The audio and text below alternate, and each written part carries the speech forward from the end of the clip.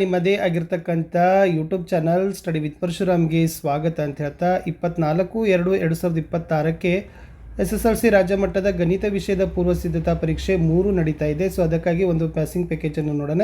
ಚೆನ್ನಾಗಿ ಪ್ರಾಕ್ಟೀಸ್ ಮಾಡಬೇಕು. ಮ್ಯಾಥ್ಸಲ್ಲಿ ಕ್ವಶನ್ಸ್ಗಳು ಏನಾಗಿರ್ತಾವೆ ಅಂದರೆ ಎಲ್ಲವನ್ನೂ ಕೂಡ ಕೊಡ್ತೀನಿ. ಆಲ್ರೆಡಿ ಒಂದು ಮಾಡೆಲ್ ಕ್ವಶನ್ ಪೇಪರ್ ಕೊಟ್ಟಿದ್ದೀನಿ, ಅದನ್ನು ಕೂಡ ಸಾಲ್ವ್ ಮಾಡಿ. ಇನ್ನೊಂದು ಮಾಡೆಲ್ ಕ್ವಶನ್ಗಳು ಬರ್ತವೆ, ಕೆಲವೊಂದಿಷ್ಟು ಫಿಕ್ಸ್ ಕ್ವಶನನ್ನು ಕೂಡ ಕೊಡ್ತೀನಿ, ಆನ್ಸರ್ ಸಹಿತ. ಅದನ್ನು ಕೂಡ ನೋಡಿ ಅಂತ ಹೇಳ್ತಾ ವಿಡಿಯೋನ ಲೈಕ್, ಶೇರ್ ಮತ್ತು ಕಮೆಂಟ್ ಪಕ್ಕ ಹೈಪ್ ಮಾಡೋದನ್ನು ಮಾತ್ರ ಮರೆಯದಿರಿ. ಫಸ್ಟ್ ಗ್ರಾಫ್ ಬಿಡಿಸ್ತಕ್ಕಂಥ ಲೆಕ್ಕವನ್ನು ಕಲ್ಕೊಡ್ರಿ. 4 ಮಾರ್ಕ್ಸ್ ಭಾಳ ಈಸಿ ಅದ. ಕೊಟ್ಟಿರ್ತಕ್ಕಂಥ ಸಮೀಕರಣ 2x + y = 8, x + y = 5. So ಈ ಥರ ಟೇಬಲ್ ಹಾಕೋಬೇಕು. ಟೇಬಲ್ ಹಾಕಿ ನೀವೇನು ಮಾಡಬೇಕಪ್ಪ ಅಂತಂದರೆ ಬಿಂದುಗಳನ್ನು ಕಂಡುಹಿಡಬೇಕು.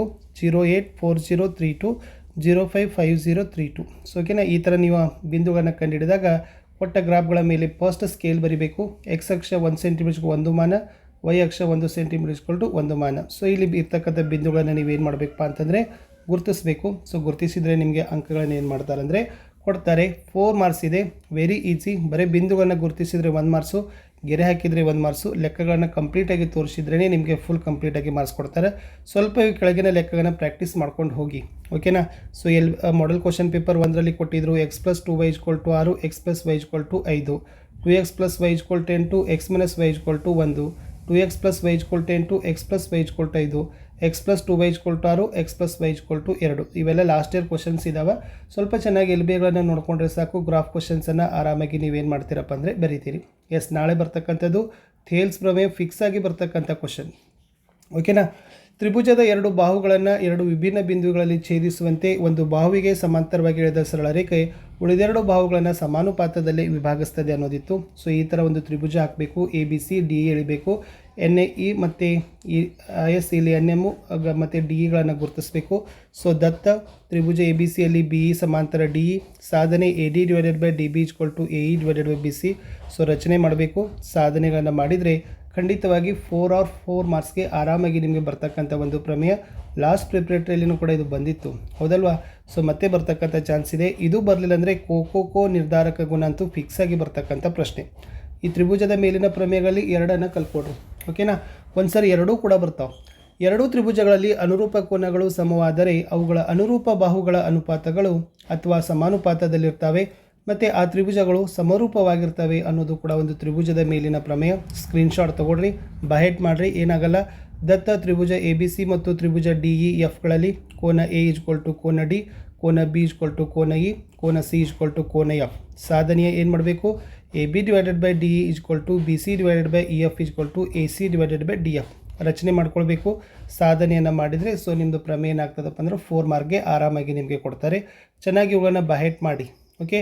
ವೃತ್ತದ ಮೇಲಿನ ಪ್ರಮೇಯ 2 ಇದ್ದಾವೆ. ತ್ರಿಭುಜದ ಮೇಲಿನ ಪ್ರಮೇಯ 2, ವೃತ್ತದ ಮೇಲಿನ ಪ್ರಮೇಯ 2. ಇದು ನಾಳೆ ಬಂದರೆ ಬರ್ಬೋದು. ಬಾಹ್ಯ ಬಿಂದುವಿನಿಂದ ಎಳೆದ ವೃತ್ತಕ್ಕೆ ಎಳೆದ ಸ್ಪರ್ಶಕಗಳ ಉದ್ದ ಸಮಾನೆ ಅಂತ ಸಾಧಿಸಿ ಅಂತ ಕೇಳಿದ್ದಾರೆ. ಆಲ್ಮೋಸ್ಟ್ ಕೊಟ್ಟಿದ್ದೀನಿ, ಅದನ್ನು ಕೂಡ ನೋಡ್ಕೊಡ್ರಿ. ಸೊ ದತ್ತ ಏನು ಮಾಡಬೇಕು? O ವೃತ್ತ ಕೇಂದ್ರ P ಬಾಹ್ಯ ಬಿಂದುವಿನಿಂದ PQ ಮತ್ತು PR ಸ್ಪರ್ಶಕಗಳನ್ನು ಎಳೆದಿದೆ. ಸಾಧನೆ PQ = PR ಅಂತಲೇ ಮಾಡಬೇಕು. ಅದು ಕೂಡ ರಚನೆ ಭಾಳ ಸಿಂಪಲ್ ಅದ, ಇದೇನಿಲ್ಲ. ಭಾಳ ಅದ್ರೊಂದು 11-12 ಪಾಯಿಂಟ್ಸ್ ಅದಾವೆ. 3 ಬಾರ್ಸ್ ಆರಾಮಾಗಿ ನಿಮ್ಗೆ ಏನಾಗ್ತಾವಪ್ಪ ಅಂದ್ರೆ ಸಿಗ್ತಾವ. ಎಸ್, ಅದು ಬರಲಿಲ್ಲ ಅಂದರೆ ಇದು ಪ್ರಮೇಯ ಇದೆ, ಇದು ಕೂಡ ಈಸಿ ಇದೆ. ವೃತ್ತದ ಮೇಲಿನ ಯಾವುದೇ ಬಿಂದುವಿನಲ್ಲಿ ಎಳೆದ ಸ್ಪರ್ಶ ಬಿಂದುವಿನಲ್ಲಿ ಎಳೆದ ತ್ರಿಜ್ಯಕ್ಕೆ ಲಂಬನೇ ಆಗಿರ್ತದೆ. ಇದು ಏನು ಮಾಡಬೇಕು? ದತ್ತ O ವೃತ್ತ ಕೇಂದ್ರ P ಸ್ಪರ್ಶ ಬಿಂದುವಿನಲ್ಲಿ XY ಒಂದು ಸ್ಪರ್ಶಕ OP ತ್ರಿಜ್ಯ. ಇದನ್ನು ನೀವು ಸಾಧನೆ ಏನು ಮಾಡಬೇಕಪ್ಪ ಅಂದರೆ OP ಲಂಬ XY ಅಂತ ನೀವೇನು ಮಾಡಬೇಕು? ಪ್ರೂವನ್ನು ಮಾಡಬೇಕಾಗಿತ್ತು. ಇಷ್ಟು ನೀಟಾಗಿ ಇದನ್ನು ನೀವು ಬರೆದು ಪ್ರಾಕ್ಟೀಸ್ ಮಾಡಿಕೊಡ್ರಿ. ಇನ್ನು ಭಾಳ ಈಸಿ ಬಹುಲಕವನ್ನು ಕಂಡುಹಿಡಿಯೋದು. ವಿಶೇಷವಾಗಿ ಸರಾಸರಿ ಬಹುಲಕ 2 ನೀವು 1 ಕಲ್ಕೊಡ್ರಿ. ಸೊ ವರ್ಗಾಂತರ ಮತ್ತು ಆವೃತ್ತಿಯನ್ನು ಕೊಟ್ಟಿರ್ತಾರೆ. ಸೊ ಓಕೆ, ಅದರಲ್ಲಿ ನೀವು F0 F1 F2ಗಳನ್ನು ನೀವು ಗುರುತಿಸಬೇಕು. ಆವಾಗ L F0 F1 F2 H ಅನ್ನು ಹಾಕಿರ್ತೀರಿ. ಬಹುಲಕದ ಸೂತ್ರಗಳನ್ನು ತುಂಬ್ತೀರಿ. ಆವಾಗ ಇದೆಷ್ಟಾಗಿ ಬಂದದಪ್ಪ ಅಂದ್ರೆ ಇದ್ರದ್ದು 16 ಬಂದದ. ಓಕೆ, ಇದೇ ತನಾಗಿರ್ತಕ್ಕಂಥ ಕೆಳಗಡೆ ಲೆಕ್ಕಗಳನ್ನು ಕೊಟ್ಟಿದ್ದೀನಿ. ಸೊ ಇವೆಲ್ಲ ಮಾಡೆಲ್ ಕ್ವಶನ್ ಪೇಪರ್ಗಳಿದ್ದಾವೆ. Model question paper 1, model question paper 2, model question paper 3 ಇದ್ದಾವೆ. ಇವುಗಳನ್ನು ಪ್ರಾಕ್ಟೀಸ್ ಮಾಡಿ ಬಹುಲಕಗಳನ್ನು ಕಂಡುಹಿಡಿತಕ್ಕಂಥ ಲೆಕ್ಕವನ್ನು ನೋಡಿಕೊಡ್ರಿ. ಇನ್ನು ಇನ್ನೊಂದು ಏನಪ್ಪ ಅಂದರೆ ಸರಾಸರಿಯನ್ನು ಕಂಡುಹಿಡಿತಕ್ಕಂಥ ಲೆಕ್ಕ ವೆರಿ ಈಸಿ. ವರ್ಗಾಂತರ ಆವೃತ್ತಿ ಇರ್ತದೆ. ವರ್ಗಾಂತರದ ಮಧ್ಯಬಿಂದು ಕಂಡುಹಿಡಬೇಕು. ಆಮೇಲೆ ಈ ಆವೃತ್ತಿ ಜೊತೆ ಮಧ್ಯಬಿಂದುವನ್ನು ಗುಣಿಸಬೇಕು. ಆವಾಗ ಆವೃತ್ತಿಯನ್ನು ಕೂಡಿಸಿದಾಗ 15 ಬರ್ತದೆ. ಆಮೇಲೆ ಆವೃತ್ತಿ ಮತ್ತು ಮಧ್ಯಬಿಂದುವನ್ನು ಗುಣಿಸಿದಾಗ FX ಇದೆಲ್ಲ ಅದನ್ನು ಕೂಡ ಏನು ಮಾಡಬೇಕು? ಕೂಡಿಸ್ಬೇಕು. ಆವಾಗ ಸರಾಸರಿ ಏನಾಗಿರ್ತದಪ್ಪ ಅಂದ್ರೆ summation of F I X I divided by summation of F I ಅಂದರೆ 195 15ರಿಂದ ಭಾಗಿಸಿದಾಗ 13 ಬರ್ತದೆ. ಇದೇ ಸರಾಸರಿ ಆಗಿರ್ತದೆ. ಸೊ ಇದು ಸರಾಸರಿ ವೆರಿ ಈಸಿ ಆಗಿರ್ತಕ್ಕಂಥ ಲೆಕ್ಕ. ಇಲ್ಲಿನೂ ಕೂಡ ನಾನು ಕೊಟ್ಟಿದ್ದೀನಿ ಮಾಡೆಲ್ ಕ್ವಶನ್ ಪೇಪರ್ದು, ಒಂದೆರಡು ಸಾರಿ ಬರೆದು ಪ್ರಾಕ್ಟೀಸ್ ಮಾಡಿ. ಸೊ ಈಸಿಯಾಗಿ ನೀವು ಅಂಕಗಳನ್ನು ಏನು ಮಾಡ್ತೀರಪ್ಪ ಅಂದರೆ ಪಡಿತೀರಿ. ಇನ್ನು ಮಧ್ಯಾಂಕ ಇದೆ. ಸೊ 3 ಏನು ಬೇಡ, ಜಸ್ಟ್ ಸರಾಸರಿ ಮತ್ತು ಬಹುಲಕ ಕಲ್ಕೊಂಡ್ರೆ ಸಾಕು, ಅದನ್ನೇನು ಮಾಡ್ತಕ್ಕಂಥ ಅವಶ್ಯಕತೆ ಇಲ್ಲ. ಎಸ್, ಅಭಾಗಲಬ್ಧ ಸಂಖ್ಯೆ ಅಂತ ಸಾಧಿಸಿ ಅಂತ ಲೆಕ್ಕಗಳು ಬರ್ತವೆ. ಇಲ್ಲಿ 3+√2 ಒಂದು ಅಭಾಗಲಬ್ಧ ಸಂಖ್ಯೆ ಸಾಧಿಸಿ ಅಂತ ಇದೆ.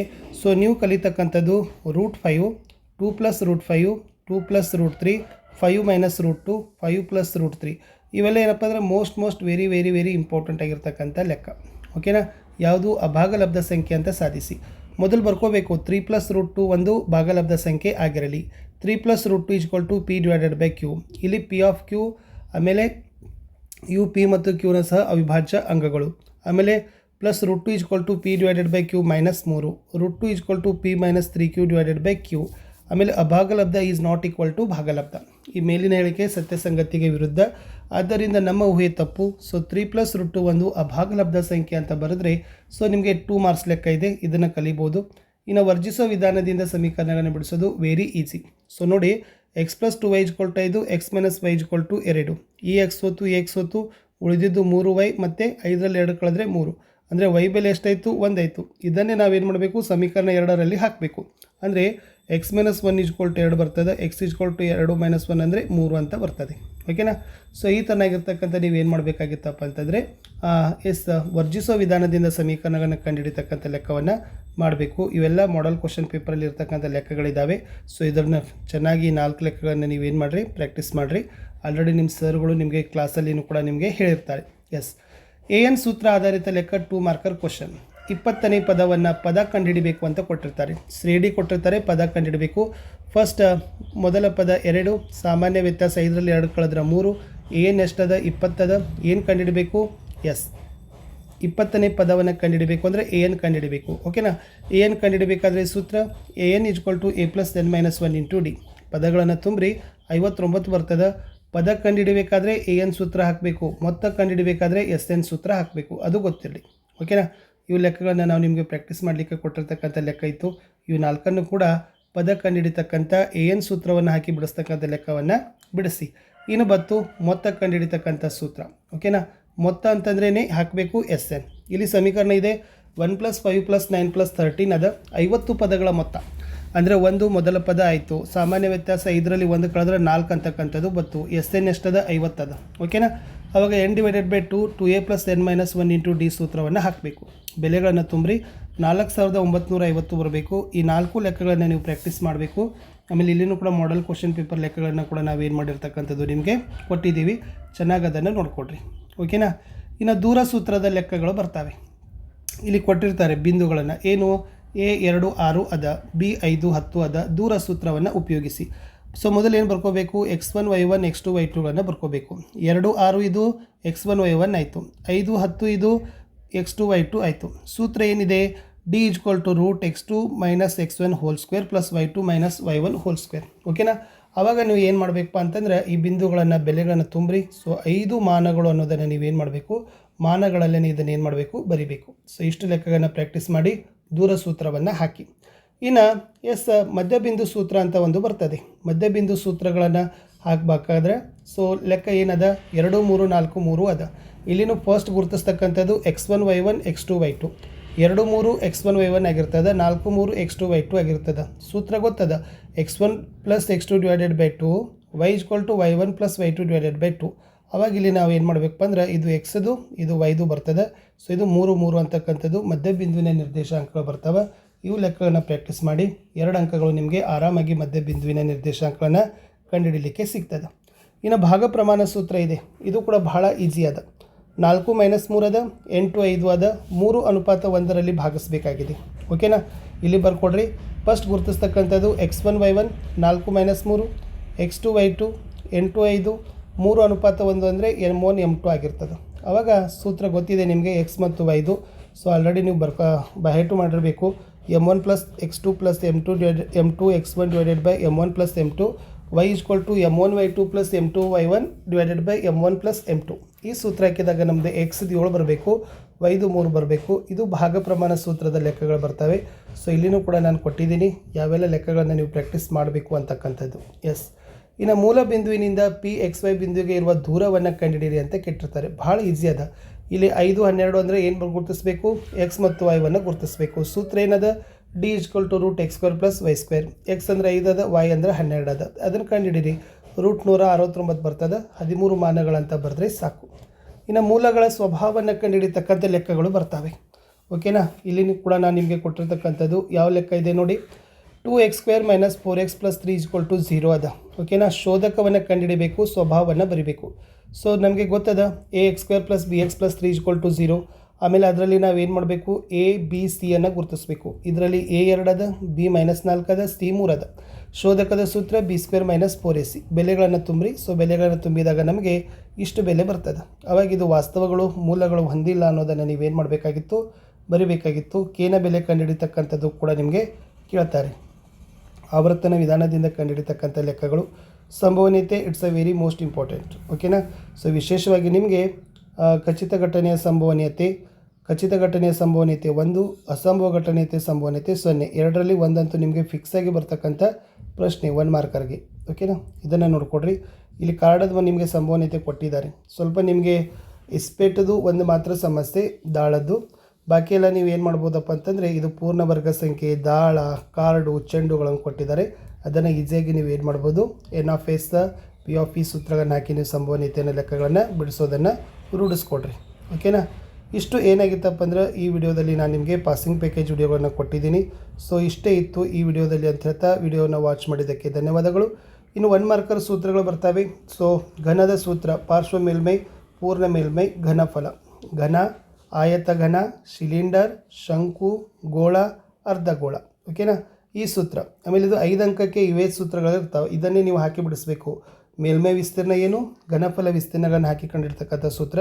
ಜಸ್ಟ್ ಸೂತ್ರಗಳನ್ನು ಹಾಕಿದ್ರಲ್ಲಿ ಬೆಲೆ ತುಂಬ್ಕೋತಾ ಹೋಗಿ ನಿಮ್ಗೆ ಎಷ್ಟು ಬರ್ತದೆ ಅಷ್ಟು ಸ್ಟೆಪ್ಗಳನ್ನು ಬಿಡಿಸಿ ನಿಮಗೆ ಅಂಕಗಳನ್ನು ಖಂಡಿತವಾಗಿ ಏನು ಮಾಡ್ತಾರಪ್ಪ ಅಂದರೆ ಕೊಡ್ತಾರೆ.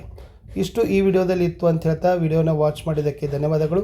ಇನ್ನು ಬಹುಪದೋಕ್ತಿಯ ಡಿಗ್ರಿಯನ್ನು ಬರೆಯೋದು ನೋಡಿ, ಭಾಳ ಈಸಿ ಅದ ನೋಡಿ. 5x² - 6x³ - 7x + 1 ಅತಿ ದೊಡ್ಡ ಘಾತ 3 ಅದ. ಸೊ ಇದು ಡಿಗ್ರಿ 3 ಆಗ್ತದೆ. ಇನ್ನು 3x³ - x4 x⁴ + 2x² + 5x + 2 ಇಲ್ಲಿ ಅತಿ ದೊಡ್ಡ ಘಾತ 4 ಅದ. ಇದು ಡಿಗ್ರಿ 4 ಆಗಿರ್ತದೆ. ಸೊ ಡಿಗ್ರಿ ಬಹುಪದೋಕ್ತಿಯ ಡಿಗ್ರಿ ಅಂದರೆ ದೊಡ್ಡ ಘಾತ ಸಂಖ್ಯೆಯನ್ನು ಬರೆಯೋದು. ಇಷ್ಟು ಮಾತ್ರ ನೆನಪಿಟ್ಕೊಂಡ್ರೆ ಸಾಕು.